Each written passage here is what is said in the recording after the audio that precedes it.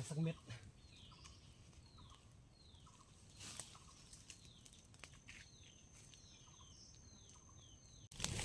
หมอจะสุกแล้ว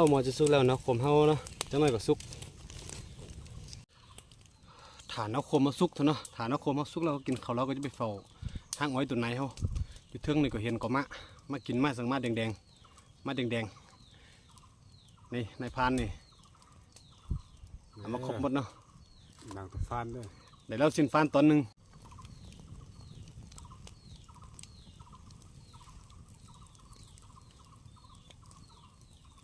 ยิ่งนกก็บ่ได้เนาะเมื่อกี้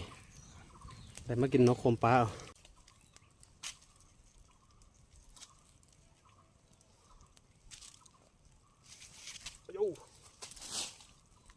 สุกแล้วพี่น้องนกโคมปลา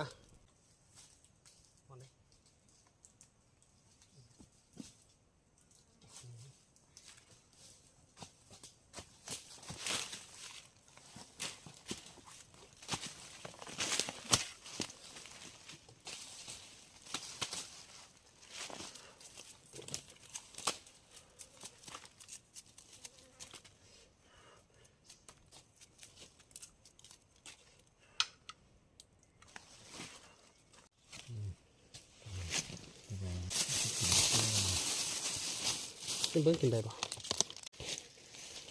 เจ้าก็จะมาเข็นอร่อยอยู่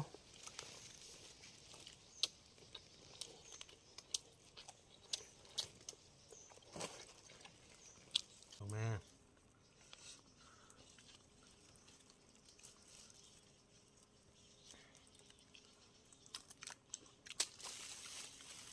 หวานดีเป็นยังไงเสียบบ่เสียบสุดยอดเลยนี่นะปลาบุกเสร็จเลยลืมมาสั่งมามันนี่ใส่ปลาย่ำเลยมาตั้งบางท้องนี่ไม่ไรนะอย่าหยดมันหักนะตั้งกับมันไม่หยดมีผักมาเพิ่งนัดมาเลยฮะมีบ่มีมาไม่งามซื้อหนึ่งก็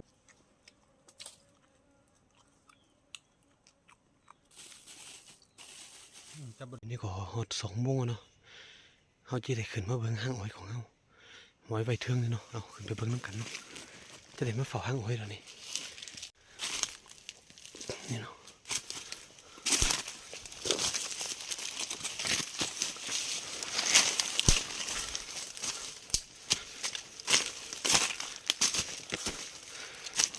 ถือว่ากินอยู่นี่เนาะเกือบหมดแล้วเขาใส่2 อันนี่อันหนึ่งมันกินหมดแล้วเนาะยังเดือดใหญ่ๆนี่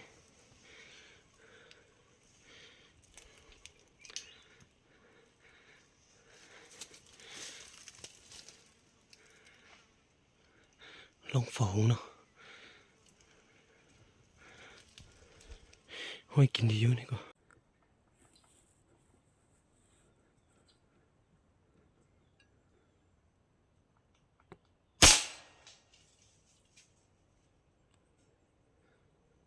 เรียบร้อยตัวแรกมาแล้วเนาะ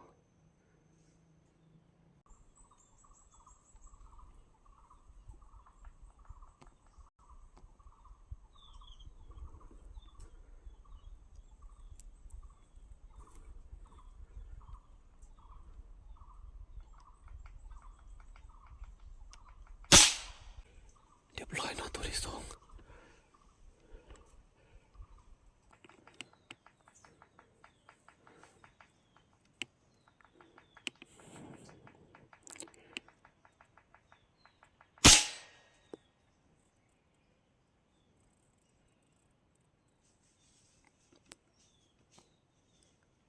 เรียบร้อยเนาะตัวที่3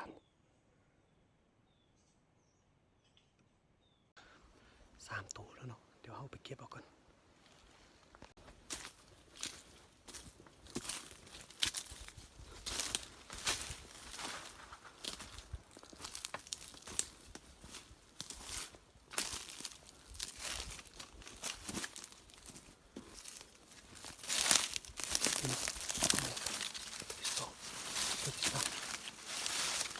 3 ตัวแล้วเนาะ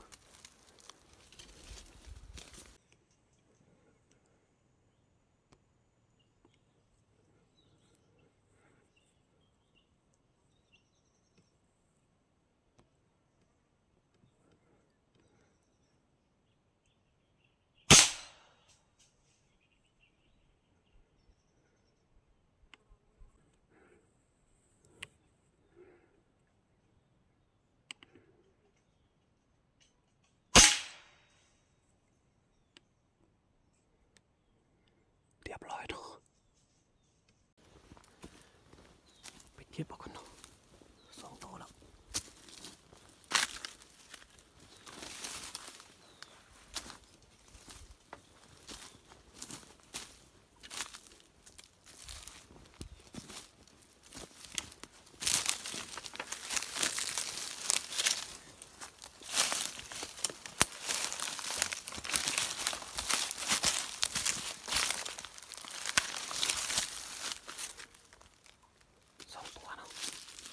ปัญหาที่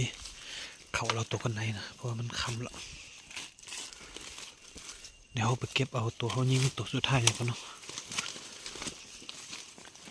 มันเข่ามืดเนาะทายก็บ่เห็นแล้วนะตัวสุดท้ายนี่มิแต่มาเก็บเอาเลยตอนนี่พี่ตัวที่ลงพี่เนาะ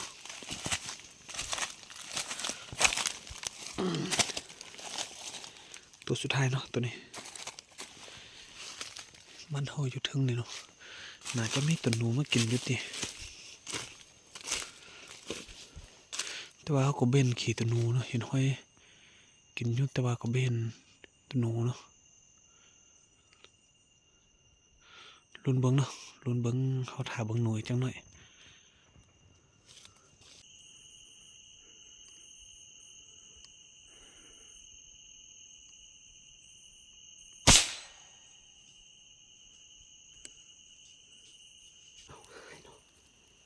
เห็นแต่เลือด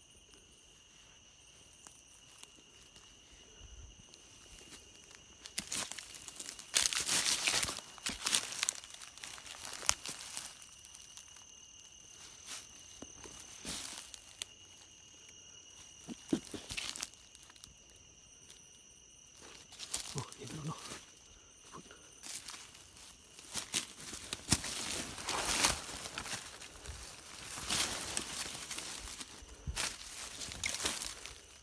ตัวหนูวายเนาะ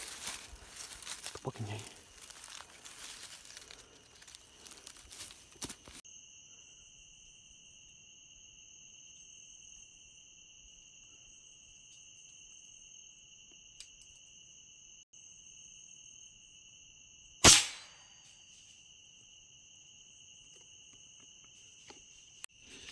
ฮะเบิ้งผลงานมานี่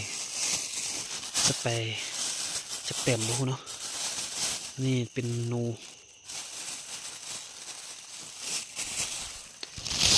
จะเข้านะ2 หางเนาะตอนนี้เป็นทุกคนใน3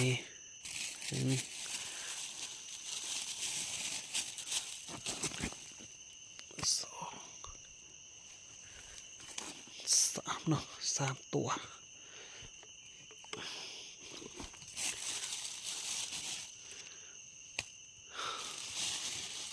มันอยู่เนาะมันนี่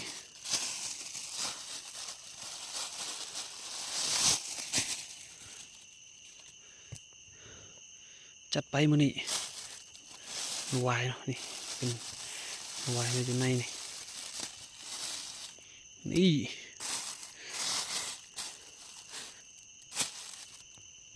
โอ้มันอยู่พี่น้องมันอยู่มันนี่2 4 6 7 แต้มแล้วมันนี่เนาะจัดไปผลงานฝากห้องอ้อยมันนี่เนาะเดินแจงแล้วเนาะมันนี่เดี๋ยวทาเดินดำฮะจึงที่เฝ้าหนูเพราะว่าเดี๋ยวนี้เดินแจงเฝ้ามันก็บ่ค่อยมาเนาะมื้อค่อยมาเจอกันไหมเนาะ